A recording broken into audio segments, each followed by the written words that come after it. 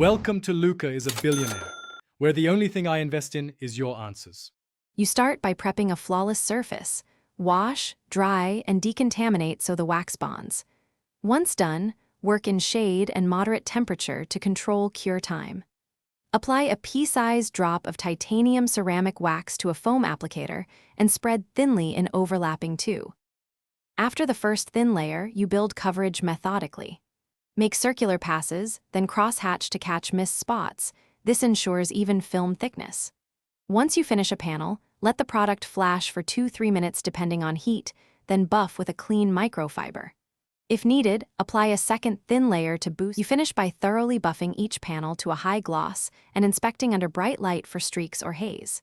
Make sure to avoid water contact for 12-24 hours so the ceramic bond fully cures.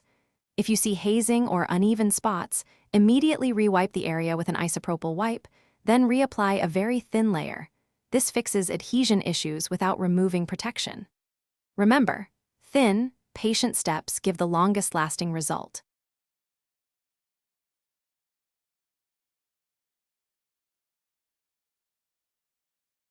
Thanks for watching and please subscribe. It's the best investment you'll ever make.